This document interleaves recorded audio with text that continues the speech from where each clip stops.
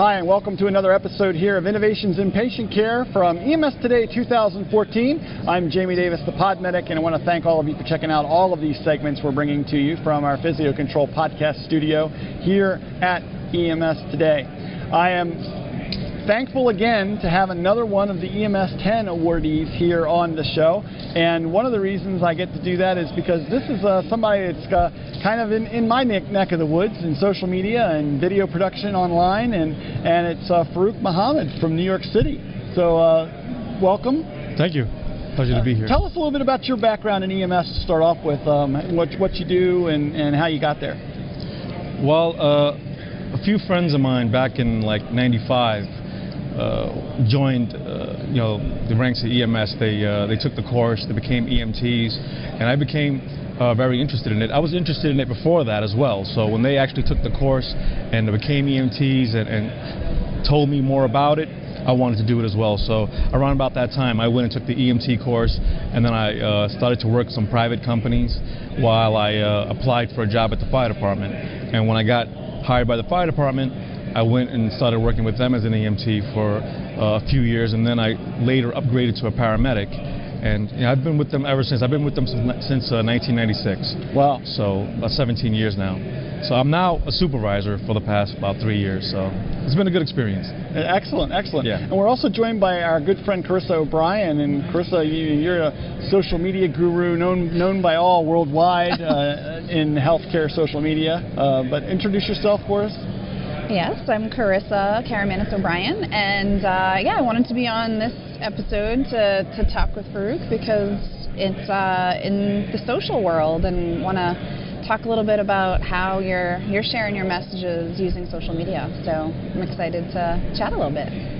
Well, I want to congratulate you personally on winning the EMS 10 award. That's awesome. Thank you. You've really made an impact.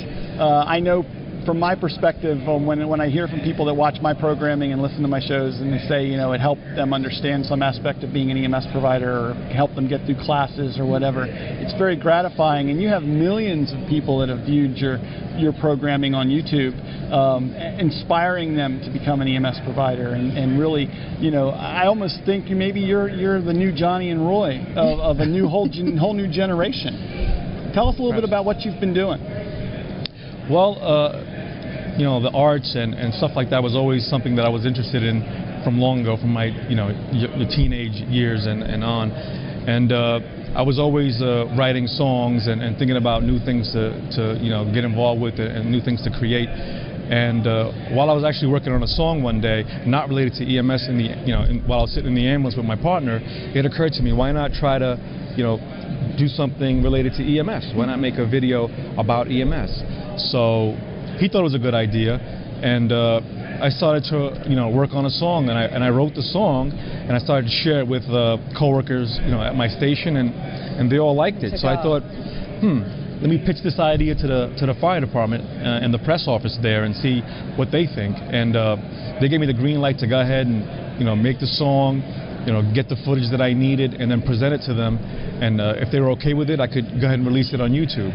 And that's what happened. And who knew that I was going to have 6 videos by now? But it really took off, and the people really took a liking to it and reached out to me and expressed their appreciation for me taking the time out to show everybody what we do as EMS providers. So I think it's had a great impact on people. A lot of young people have reached out to me and expressed to me that they've become EMTs and paramedics after watching the videos. So, and I work at the academy now, the training academy at the fire department, the EMS Bureau of Training, and I've met new recruits there that have said, "Hey, Farooq, you've been an inspiration, and I want to thank you." So that's pretty fantastic. Yeah. I was actually impressed to see there were a lot of comments like that on your videos, but there were just as many folks commenting that hey, kind of suffering through a little burnout, this helped to inspire me and kind of re-energize. I mean, I think that is a powerful tool in and of itself. I mean, that's just as inspiring to have that kind of impact on somebody that's been in the field for a long time and to get excited about EMS again. Absolutely. I try to do it in a positive way, and also I'm serious about the message. So I'm not there trying to poke fun at the job in any way, shape, or form. So I think that resonates through the videos, and people can see that I'm really passionate about the job, and I want everyone to know how important this job is, and the providers how important they are in what they do. So it gives people a little bit of a drive and motivation again. I think some people that may feel burned out, and that's good. I'm glad that it can do that. It exceeded my expectations. Yeah. Well, obviously the department can see that too, right? You're not making a mockery of anything. You're really supporting the field. Were you surprised that they were as supportive initially of the idea as they were? I was very surprised. Yeah. I thought, I'm going to present, this idea about a rap song to the fire department, and how's the commissioner going to feel about it, and I was so surprised and happy to see how supportive they were, and how much they liked it. Yeah. And ever since they've been very supportive, and I'm really happy about that. I appreciate all the help they gave me, and something I'm never gonna forget. Why is it so important for departments like FDNY and other cities, and small and large around the country, to really get behind some sort of social media presence where they have a positive image of themselves that they can put out in front of their public? I think it's very important. Not just as a morale booster for the crew members, but also for the public. It's like an outreach thing, showing the public, hey, we care about you. We're here to help you, and we take our stuff seriously. And the fire department does that regardless. They're out there. We have a mobile CPR unit that goes out and teaches CPR for free to bystanders, or to the layperson who wants to know how to save a life, and it's free of charge. So the fire department is always doing outreach and stuff like that, and I think it's really important. So but you have to go to where they are, and so many people are connected via Facebook and YouTube and Twitter and other social media channels that there are departments out there that aren't as forward thinking as New York is. That would have said no when you came forward with this idea. So I applaud them for doing that, but I think it's important for us to really look at how other departments learn the lesson from what you've done. Yeah. I think it's something definitely to think about, because multimedia is the way to go. I mean, you can reach a large number of people through social media without, like you said, having to go to go to them. They can just go online and get the information. So it's a great tool. Yeah, and I think it helps too with you're giving the public just a little bit of a clearer glimpse at the world of EMS. In a way that they can relate to and appreciate and understand. There's still so much mystery around, what EMS really is, and I think this just gives them a little bit of an understanding of the reality of that, which I think is something that we as a field need. Yeah. We need to give the public a sense of what we do and how we do it, and we do ourselves a favor when we do that, because then they know what to expect from us. And they don't have unrealistic expectations of us either, which makes our jobs easier in the end. Right.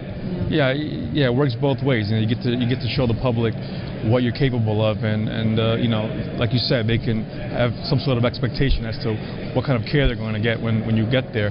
I mean, some of them think you're just an ambulance driver. They don't understand the tools that we have at our disposal to help save lives. All the amazing procedures that we can actually do in an ambulance. So it's a great way to show them, and people were surprised. They're like, you guys do IVs? Like, they didn't know that we did IVs. So those are comments that I've gotten from the videos as well. So definitely a good way to show the public what we do. Well, final question that I have asked all the awardees: why is it important for us to have things like the EMS 10 Awards, where we recognize innovation and leadership? What is it?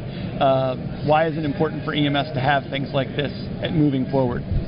I think it's important because it's a good way to get recognition from your peers, and it's something that can motivate you to try new innovative things. Like, I'm motivated by it. Just getting the award and hearing about what others have done, other recipients, what they have done, and listening to some of the talks that we had.